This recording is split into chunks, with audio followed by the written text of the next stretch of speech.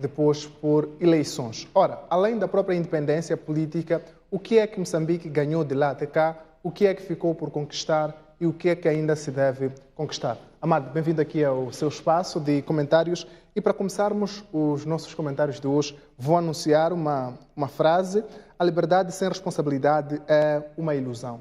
O que é que lhe ocorre quando falamos disso no contexto da independência? Boa noite, muito obrigado. Respondendo à sua questão, se me permite, primeiro dizer que a independência é inquestionável. Ponto. A importância da independência? Não é questionável. Este é o primeiro ponto. A liberdade sem responsabilidade é uma anarquia. Se nós pensarmos que a minha liberdade termina onde começa a do outro, então existe aqui, ou terá que existir aqui, o bom senso. A liberdade não é um direito ilimitado. Pois. Dito isto, vamos fazer os nossos comentários, mas sei que é melhor que comecemos do início, da causa da independência. E para que tivéssemos esta luta pela independência, houve por quem estivemos a depender durante algum período. Pode primeiro trazer os seus comentários e suas considerações sobre aquilo que ocasionou a intenção e a consciência da necessidade de termos independência antes mesmo de 1964? Muito obrigado por esta oportunidade de poder falar da independência desde os seus primórdios. Ora, a luta armada em 1964 precedeu da formação da Frelimo no seu congresso em 62. Pois. Não foi o princípio da libertação do país, foi o fim de um processo de libertação. Portanto, na minha opinião, a independência começa com um processo de consciencialização acelerado pela Conferência de Berlim em 1884, pois, que teve o seu início em 1845, terminou em 84, 85, onde estiveram presentes 14 países europeus, 13 países europeus, incluindo os Estados Unidos da América. Portanto, a gente pensa sempre que a Conferência de Berlim foram os europeus colonizadores. Não, os americanos estiveram presentes na Conferência de Berlim, que foi organizada pelo líder alemão Bismarck. Pois. Esta conferência que dividiu a África por os colonizadores presentes gerou uma contestação. Pois. Que primeiro, a partir de 1900, começa a haver um movimento de indivíduos que se manifestam, e o primeiro que aparece em forma de manifesto é através do jornal do Grêmio, que mais tarde se tornou o Brado Africano, em que começam a perceber que há uma limitação dos seus direitos, que até à altura eram normais. Os moçambicanos começam a perder acesso a serviços, ao emprego, são discriminados racialmente. Pois. E perdem também bens e propriedades. Portanto, isto também vem de um dos acordos da Conferência de Berlim, que era claro, os países que tinham territórios em África deviam fazer uma ocupação efetiva, caso contrário perderiam. Bom, exatamente. E 10 anos depois da Conferência de Berlim, Portugal era o país que menos tinha conseguido efetivar a ocupação territorial através de governo, e é-lhes dado um prazo. E é assim que Portugal contrata ou cede regiões de Moçambique a algumas companhias. Com as companhias, é assim que começam, que essas companhias registavam identidades, produziam moeda, enfim, eram países dentro de um suposto país. Esta fase da consciencialização, que se mistura muito com o associativismo, a cultura e o desporto, é marcadamente formalizada pela criação do ANC na África do Sul em 1914 e depois aparecem aqui o Grêmio Africano, transforma-se em Associação Africana, é mais tarde, em 1937, criado o Centro Associativo dos Negros e criam-se uma série de associações, a Associação dos Engraxadores, dos Barbeiros, a Associação dos Comerciantes, a Associação dos Agricultores, Criadores de Gado, etc., que era uma forma política de se organizarem, a comunidade organizar-se. Era o início do movimento dos próprios africanos de tomarem aquilo que supostamente tinha sido antes. Exatamente. Para termos uma ideia, há uma instituição no Spamanine que é muito conhecida, que tem uma escola e uma mesquita, que é o Anuaril Anjuman Islam, foi criada em 1913. O Grupo Desportivo Mahafil, que é uma congênere desta associação, foi criado em 1915. Portanto, depois criou-se o Jobazine, o Beira-Mar, o Inhambanense, uma série de outros clubes, em resposta à criação da Federação de Futebol de Lourenço Marques, que era os brancos, os não brancos criaram a AFA, a Associação de Futebol Africana. E começa aqui, marcadamente no desporto, a haver aqui uma separação de quem é quem. Portanto, este é o tempo da consciencialização. O João Basini, no Brado Africano, escreve um manifesto em 1918 que seria o grito da liberdade, em que pede igualdade de direitos. 1918 pede dignidade, acesso à educação, ao trabalho, etc. Mas até aqui podia-se falar. Em 1933, inicia o Estado Novo, a ditadura com Oliveira Salazar, português, e acabam-se estas veleidades todas de manifestos, etc. E surgem então os primeiros presos políticos. Os presos políticos surgem na sequência, portanto, até aqui o Estado Novo foi a fase que eu considero de consciencialização.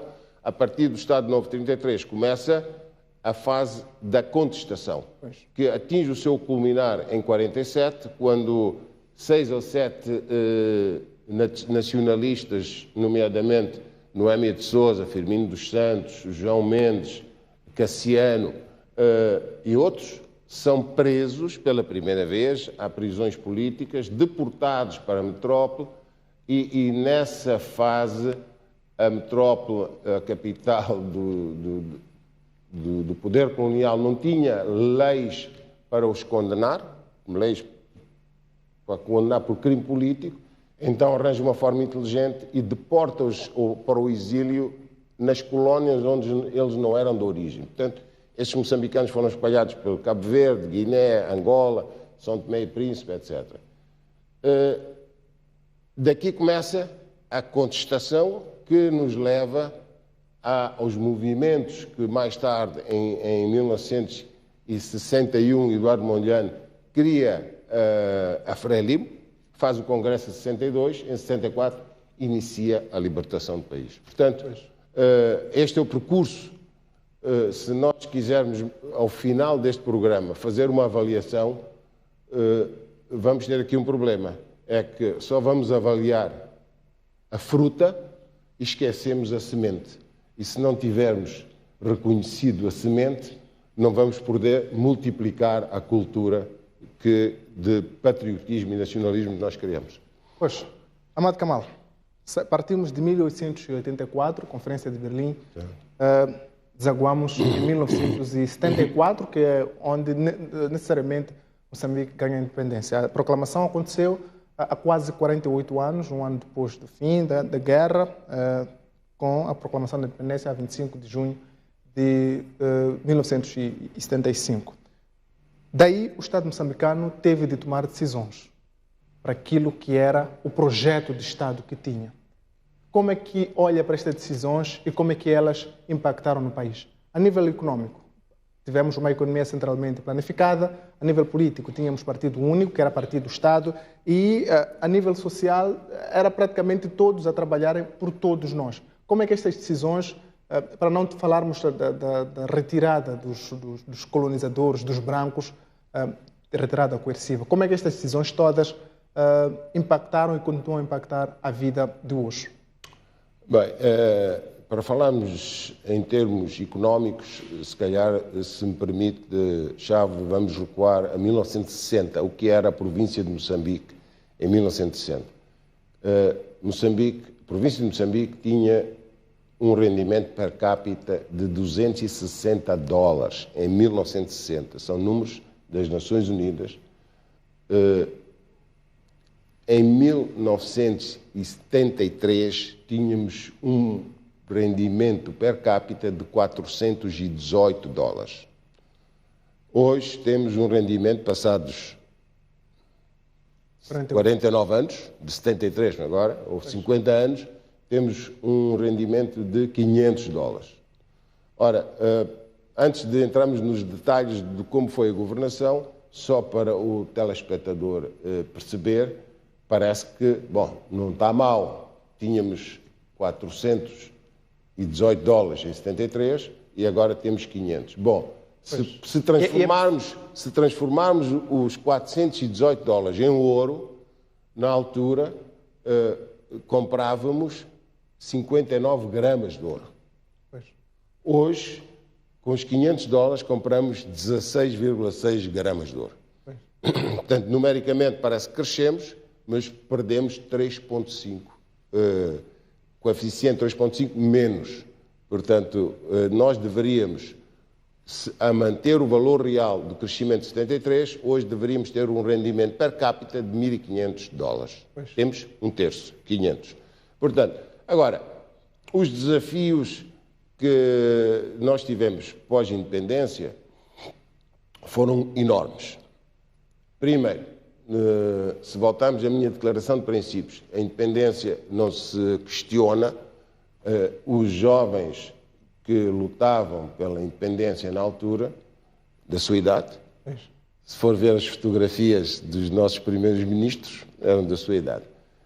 Esses jovens foram surpreendidos, digamos assim, pela Revolução de Abril em Portugal, em que os democratas portugueses queriam se ver livres das ex-colónias e entregaram a qualquer preço a independência do país, e nós não parecíamos estar suficientemente organizados para receber o país.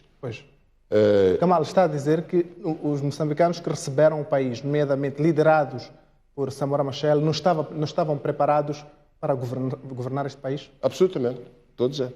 E que sinais é que tem o Kamal dessa falta de preparação para governar um país como Moçambique? Olha, é simples. Desde 73 foi o ano em que a província de Moçambique teve o maior crescimento económico. Em 76 nós perdemos metade do PIB. Entre 2 anos, 73 e 75, perdemos metade do PIB. E porquê? Porque decidimos ser os campeões da solidariedade, embora seja um dos elementos da Unidade Africana e da União Africana, solidariedade. Nós também recebemos essa solidariedade da Tanzânia, mas nós fomos mais longe, bloqueamos as nossas relações com a África do Sul e com a Rodésia, de onde vinham uma grande parte dos rendimentos através dos corredores. Foi uma decisão errada que tomamos. Essa. Hoje é fácil dizer sim, foi errada. Foi errada porque teve um impacto muito grande. Foi errada porque, na altura, só para termos uma ideia, nós tínhamos equipamento ferroviário de parte a parte, que circulava. O Ministro de Ferro era uma grande empresa, e ao decretarmos este boicote à Rodésia e à África do Sul, uma grande parte do equipamento ferroviário que estava na Rodésia e estava na África do Sul ficou lá. Portanto, podíamos ter preparado isto, se calhar, de outra maneira, com mais calma. Mas havia uma pressa de fazer a revolução a qualquer preço, e revolução, no fundo, é isto, é mudar a qualquer preço, mas, no ponto de vista económico, foi um erro. Pois. Ora, fala aqui, a nível da economia, fala da quebra da produção em Moçambique depois da independência, por conta de decisões erradas que foram tomadas, e essas decisões erradas foram motivadas pela falta de preparação de quem tomou o país para governar. Vamos também olhar para o ponto de vista de endividamento externo desde lá até cá. Bom, em 1973, Moçambique era uma província, portanto não tinha endividamento externo. Em 1985, nós tínhamos uma dívida externa de 50 milhões de dólares. Eu vou repetir, 50 milhões de dólares. Em 1997, nós aumentamos a nossa dívida externa em 5 bilhões de dólares, 5 mil milhões e 500 dólares, 5,5 bilhões de dólares em 1997. Portanto, saímos de 50 milhões em 85 para 5 bilhões em 97. Pois. E se olharmos de 97 para cá, estamos a dizer que aumentamos quase 10 mil milhões de dólares, porque a dívida hoje está à volta de 14 mil milhões. Não, a dívida externa são 10 bilhões, pois. Ou a interna são 15 bilhões. Pois. Portanto, a externa hoje são 10. De 97 a 2022, nós temos uma dívida externa de 10 bilhões, com uma dívida interna de 5, faz no total 15, dívida pública. Portanto, como é que isto aconteceu e o que é que trouxe este endividamento de 5 bilhões até 97, o que é que nos trouxe? Essa é que é a questão. Pois, Kamal, vai responder dentro de instante esta questão. Quero-me parecer que o seu equipamento de som não está em condições perfeitas de continuar. É uma noite informativa que dedicamos grande parte do espaço a analisarmos os 48 anos da independência de Moçambique. Coincide esta análise feita por Amado Kamal com uma análise também feita pelo antigo presidente da República de Moçambique, Joaquim Chissano, ele que fala de várias questões, fala de vários momentos da história de Moçambique. Falou, Joaquim Chissano, da questão da democracia. Segundo ele, Moçambique já era democrático antes mesmo da introdução do multipartidarismo. É uma questão muito interessante que Joaquim Chissano fala em relação à preparação da independência. Diz que o Estado português terá falhado por não se ter organizado em partidos na altura em que se estava a fazer a batalha.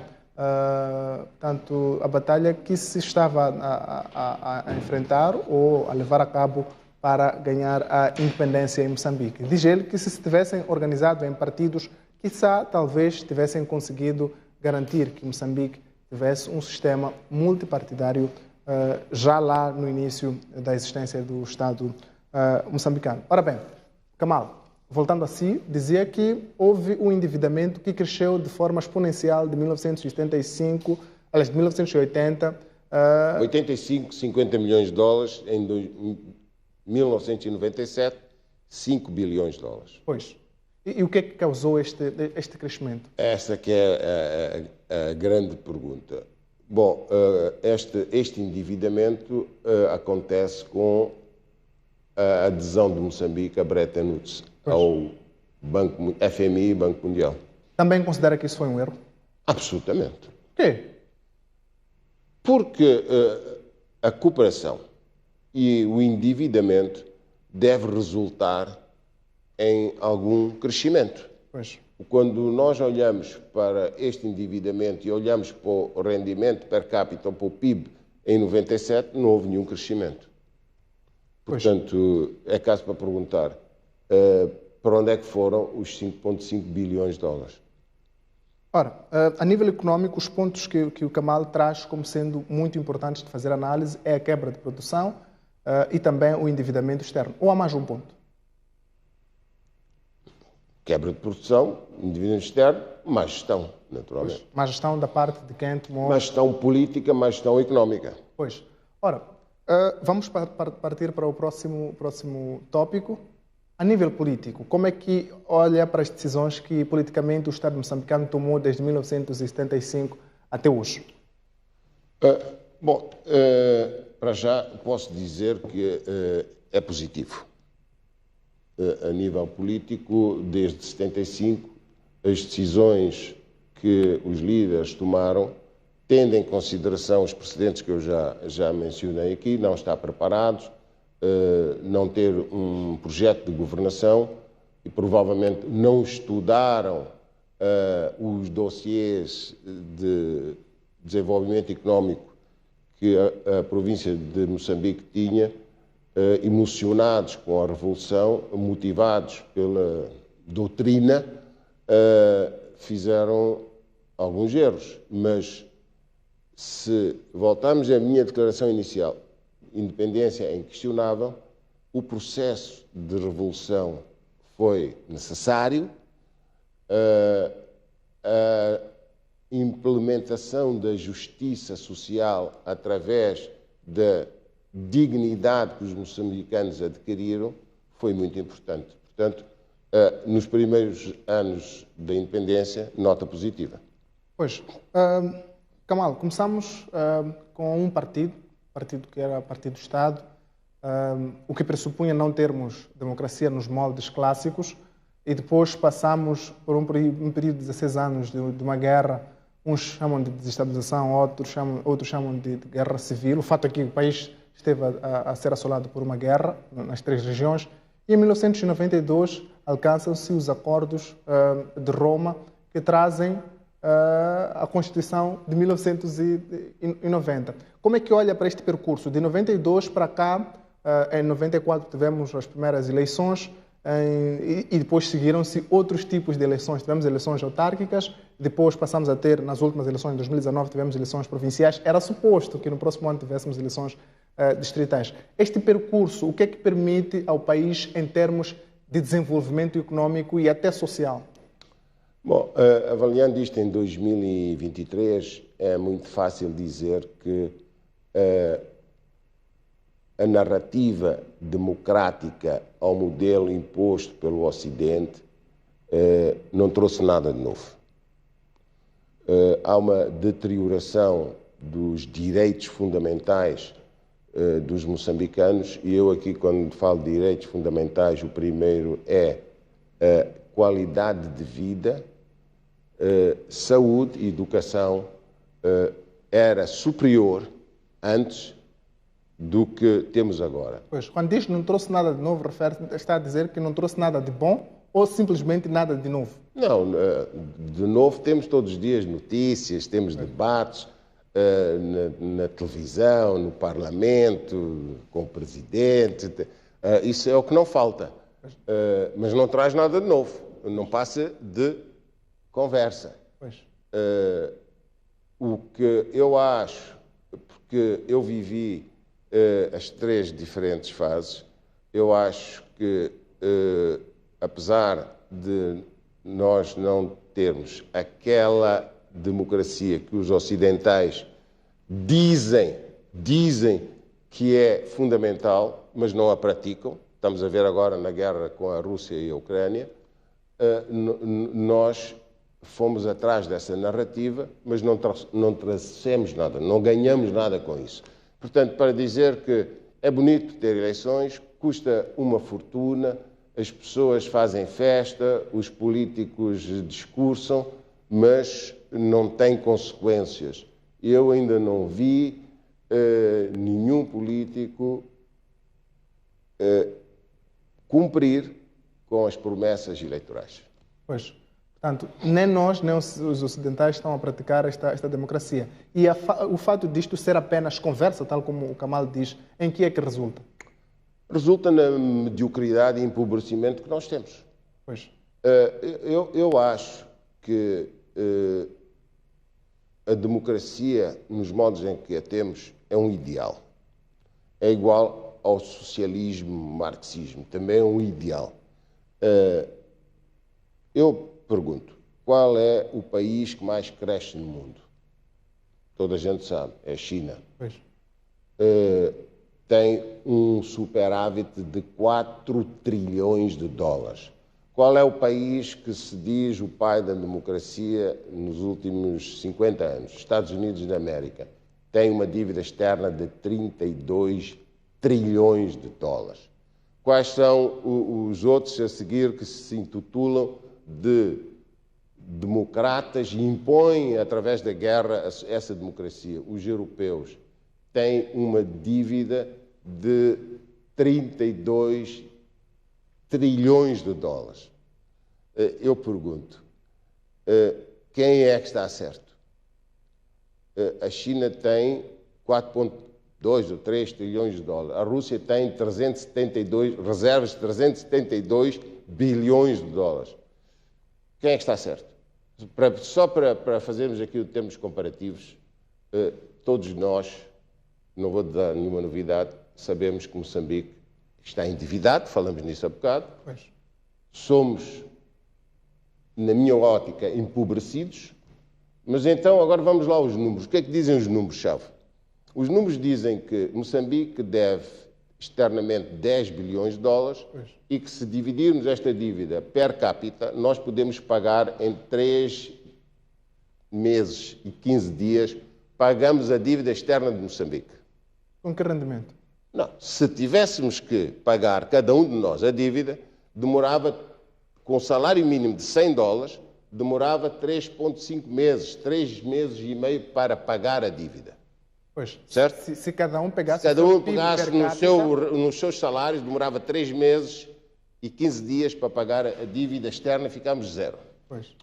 Os americanos precisam de 60. O salário mínimo americano seria 1.500 dólares, aproximadamente, eles ganham por hora, mas 1.500 dólares de salário mínimo, eles precisam de 60 meses. Os portugueses precisam de 40 meses. Portugal é o 13º país mais endividado do mundo. Mas nós ainda estamos a pedir ajuda a estes. Estes é que são pobres, porque não têm recursos. Agora, vamos lá pôr o valor económico de cada um de nós. Qual é o maior valor económico de um país, de uma empresa? Recursos humanos. O que é que Moçambique tem de recursos humanos? Tem 65% de jovens com menos de 20 anos. Quer dizer que nós, moçambicanos, se tivermos uma boa governação, nós podemos aprender novas tecnologias, podemos trabalhar, temos força humana para o fazer, temos terra, temos recursos hídricos, temos recursos energéticos, energia, não estou a falar de hidrocarbonetos, e temos 80% a trabalhar naquilo que cria mais riqueza. Qual é? A agricultura. Pois. Mas mesmo assim andamos a pedir ajuda. Aqui há alguma coisa que está errada. E o que é? Mentalidade empobrecida dos nossos dirigentes. Pois. Kamal, trouxe aqui uma comparação que eu não queria deixar despercebida, enquanto menos passar assim sem questioná-la. Fala das vantagens ou do quão desenvolvida é a China. Eu até poderia trazer outros exemplos de países que têm, em termos governativos, o mesmo perfil que a China. Depois diz que os Estados Unidos, apesar de serem democráticos e tudo que eles próprios dizem, têm uma dívida muito alta. Aliás, ainda há poucos dias vimos a necessidade de se pensar no teto da possibilidade de endividamento que os Estados Unidos têm. Está a sugerir que Moçambique devia ter se mantido no comunismo ou no socialismo? Não. Eu não defendo o comunismo, não defendo o socialismo, não defendo o capitalismo nem o neoliberalismo. Eu defendo uma governação justa. Pois. O que eu vejo na China é uma governação inteligente, justa.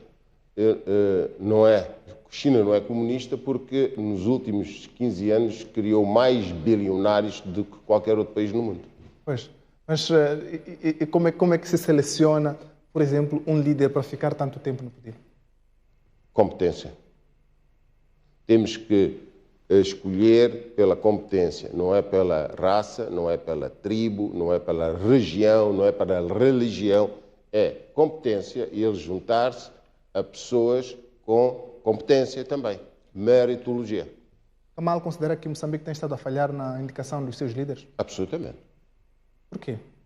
Porque eu diria, eu sou da Frelimo, como você sabe, né?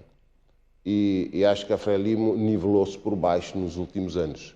Portanto, Últimos anos estamos a partir de quando? Estamos a partir de 99.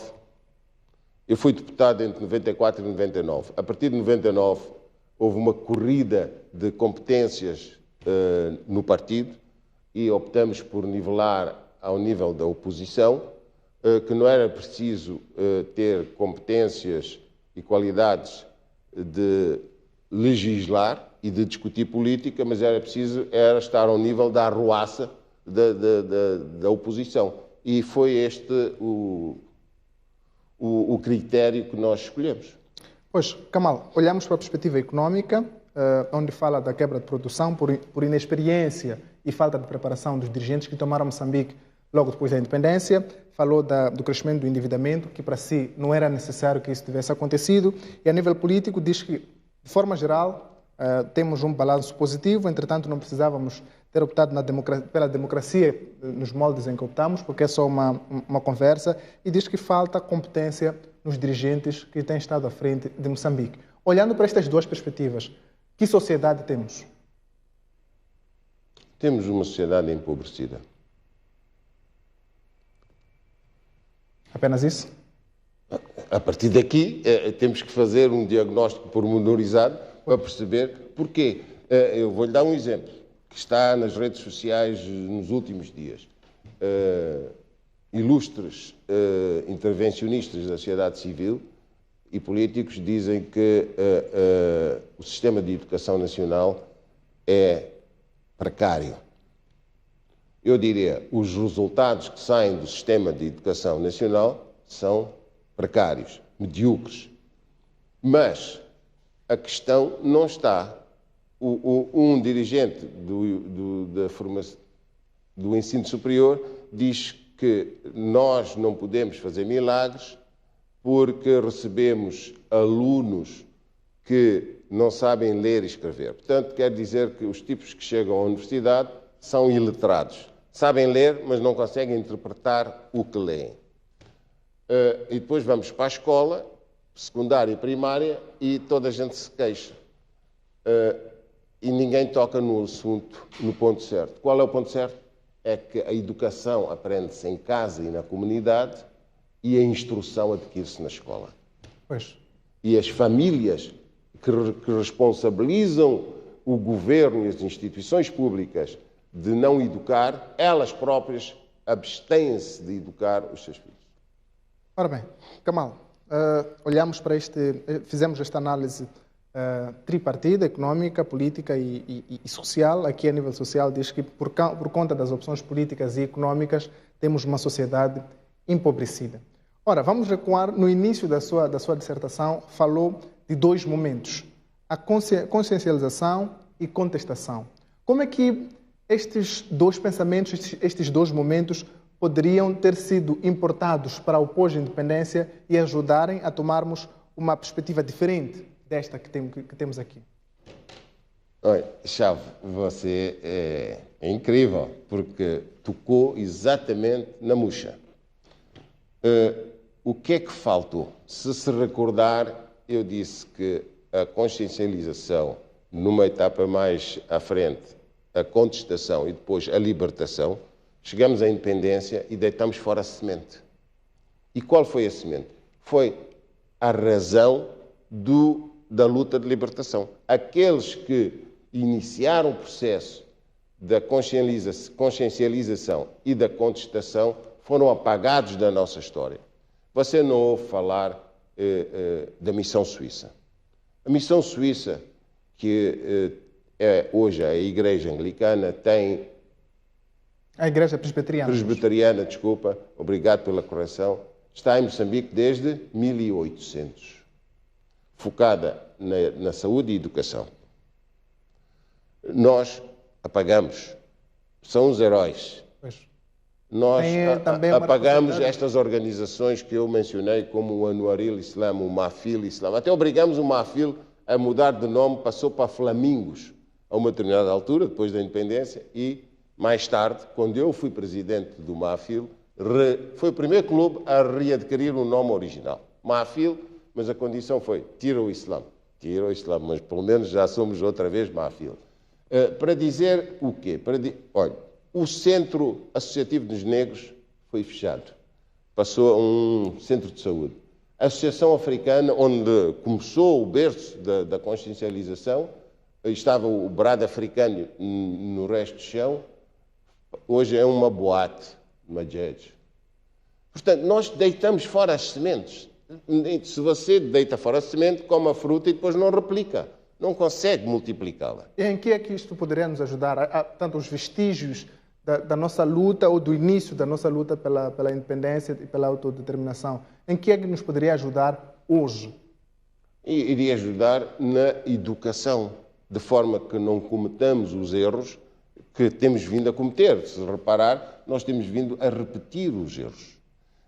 Não é um problema do presidente, é um problema da sociedade, é um problema do partido, porque a sociedade é que elege aquele partido. Somos nós.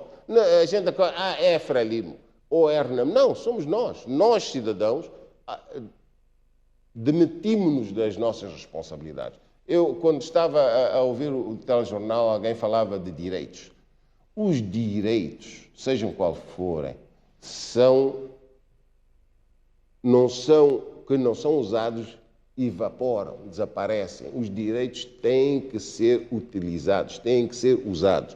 Nós só queremos direitos de bens materiais, não queremos direito. Tudo que a gente diz aí, direito à manifestação, é constitucional, já falamos nisto, mas o direito à segurança pública também é constitucional.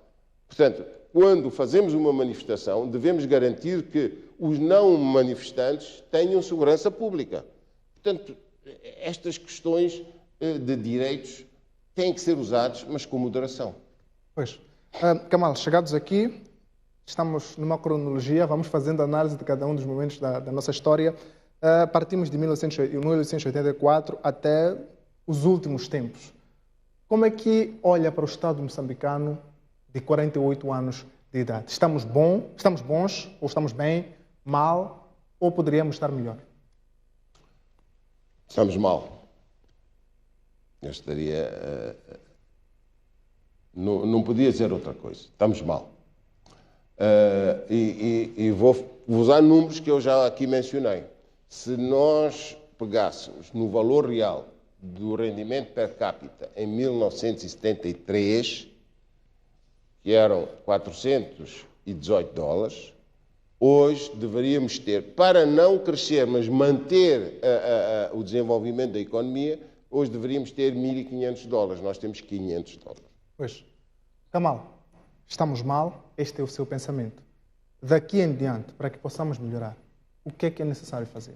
Olha, é preciso acabar com esta demonarquia. Esta é uma anarquia democrática. É preciso acabar com isto. Pois. Isto não nos leva a nada, ninguém ganha, e ninguém, incluindo os que não estão no poder, nós temos que começar a focar naquilo que é essencial. É produção, criação de riqueza, acrescentar valor na educação, melhorar os serviços de saúde, acabar com a arrogância que nos leva aos conflitos. Mesmo que sejam terroristas, compete a quem governa saber dialogar para evitar os conflitos, porque esses é que não trazem nenhum valor acrescentado. Portanto, sempre que há um conflito, a responsabilidade acaba por ser de quem está a governar. É preciso acabar com isto, é preciso tomar decisões. Se repararmos, hoje uma instituição pública toma uma decisão, o tribunal toma outra, não é cumprido, quem devia cobrar taxas sugere corrupção.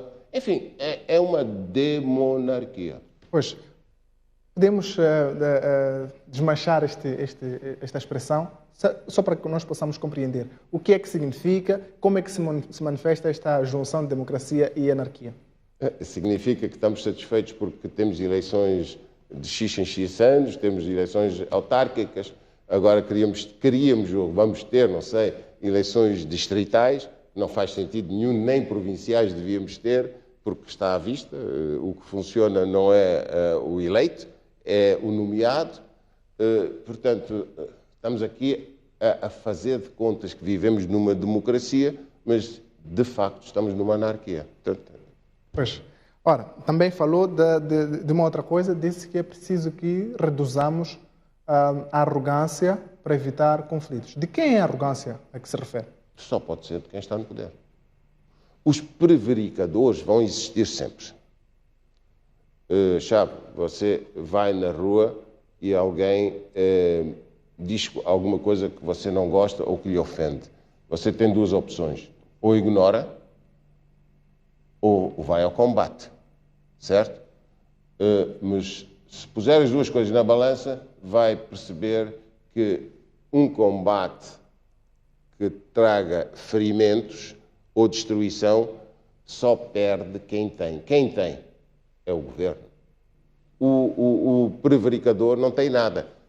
Esta é a máxima. Só perde quem tem. Portanto, quem tem que pensar se vale a pena entrar nesta complicação ou encontrar formas inteligentes de gerir este conflito. Pois, Kamal, já vamos ao final deste espaço, mas também falou da necessidade de passarmos a produzir, concentrarmos-nos na produção. É praticamente a tese dos economistas que não estão muito longe de si, enquanto gestor empresarial. Mas já estamos a dizer que precisamos de produzir há muito tempo, Kamal. Por onde começamos e o que é que estamos a falhar até aqui para que esta produção não esteja a acontecer e que não esteja a ter os resultados que todos os moçambicanos aparentemente querem? Competência. Eu vou-lhe dar um exemplo de Moçambique colonial em 1960. A nossa contribuição industrial para o PIB, deixa-me dizer o seguinte, Nações Unidas, em 1960, classificou 36 países da África que consideravam intertropicais. Hoje seriam os países subsaarianos, do Sudão, Nigéria para baixo. Moçambique era o 8º mais rico do continente subsaariano. Ora, hoje estamos na cauda. O que é que falta? Inteligência, competência, reconhecer mérito a quem é capaz de fazer. O que é que fizeram os colonialistas em 1960? A indústria contribuía 10% do PIB da província de Moçambique. Em 73, a indústria contribuía 23% do PIB. Vou-lhe dar um exemplo numa empresa que é minha, eu não gosto de falar das minhas coisas, não é para isso que eu estou aqui, mas a Cometal foi criada, Cometal Mometal foi criada em 1960. Como o governo provincial chamou a Cometal, que era uma metalomecânica, e a Mometal, que era uma metalomecânica naval, e disse-lhes assim, nós vamos importar 300 vagões da Europa, país de leste, mas se vocês se juntarem, a gente traz kits e vocês montam cá. Estas duas empresas acharam aquilo espetacular, juntaram-se, formaram a Cometal Mometal, que é a maior metalomecânica do país e está entre as 5º maiores da região, quando funcionava, e criou, no seu ponto mais alto, 1.500 trabalhadores, postos de trabalho. Exportava vagões para a África do Sul, para o Zimbábue, para a Tanzânia, para o Quênia, para a Zâmbia, para o Malawi. Só para citar um exemplo. Na altura em que Moçambique se começou a industrializar, em 1960, a China começava o seu caminho da industrialização. A Coreia do Sul começou em 65. Vamos lá ver onde estão os chineses, número 1 do mundo, em termos de produto industrial, onde estão os coreanos, top 5 do mundo. Portanto, nós começamos na mesma altura. O que é que nos aconteceu? Mas durante o tempo colonial crescemos de 10 para 23. O que aconteceu? Eu agora dou-lhe outro exemplo. A agricultura neste momento está a ter um sucesso, o melhor pós-independência, contribui 25% do nosso PIB. Quanto é que vale a economia da agricultura primária? Hoje, 5 bilhões de dólares. Quanto é que vale o gás de Cabo Delgado? Até agora, talvez 3 ou 4 bilhões de dólares. Quanto é que produziu o gás exportado nos primeiros 6 meses? 4% para o PIB. A agricultura, 25% para o PIB. Eu disse primário, valor primário. Se nós acrescentarmos a cadeia de valor e a agroindústria, este valor de produtos agrícolas primários vale 10 bilhões de dólares. Mas é 10 bilhões reais, não é 10 bilhões estatísticos no PIB, porque o gás vai ser como o alumínio, faz crescer o PIB em termos estatísticos, mas fica cá quase nada. A agricultura põe dinheiro no bolso de 80% dos moçambicanos. Pois, Kamal, tocou neste aspecto, embora tenhamos já problemas com o relógio, mas há uma narrativa que é de quase todos quando chega a esta altura de celebração da independência. Todos dizem, olha, conquistamos a independência política, mas neste momento falta-nos a independência económica. Para si, somos realmente economicamente dependentes? Se sim, o que é que se pode fazer a estas alturas, de forma concreta, para sair disto? Olha, Chave, você gosta muito de provocar situações, mas nós em 2016 fomos boicotados, 2015, fomos boicotados pelos Bretton Woods, Banco Mundial, FMI, União Europeia e outros parceiros bilaterais ameaçados por este grupo de países. Fomos, que estranhamente são os 14 da Conferência de Berlim. A gente esquece isto. Deixa-me só dizer-te uma coisa. Portugal é conhecido por ter ouro? Não. Portugal tem minas de ouro? Não. Em 1973, Portugal tinha uma reserva de 600 toneladas de ouro. Hoje, por causa de dívida externa e endividamento, tem 300 toneladas. Moçambique, quanto é que tem? Acho que deve ter à volta de 20 toneladas de ouro. Eu pergunto, de onde é que vem isso? O ouro não cai do céu.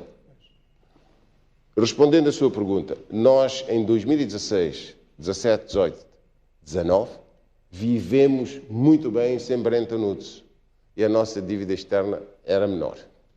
Em contrapartida, a interna estava a subir e a sufocar o setor privado. Verdade. Má gestão, outra vez. Má gestão. Porquê? Porque nós queremos dar o passo maior que a perna. Sabes? E não é o teu caso. Eu, quando cresci, não havia ar-condicionado, nem havia aquecedores. Então, no inverno, como agora, nós dormíamos e as mantas eram curtas. Então, quando a manta é curta, o que é que nós fazemos? Se tapamos os pés, destapa a cabeça. Se tapa a cabeça, destapa os pés. Muitos moçambicanos ainda hoje passam por isto. Então, como se faz? Encolhe-se o corpo para ela cobrir. Pois. Nós temos que usar esta filosofia básica, natural dos camponeses, encolher as nossas despesas à medida da nossa manta. Pois. Não respondeu a minha pergunta, embora tenha explicado. Somos ou não, na sua perspectiva, economicamente dependentes hoje? Somos porque queremos.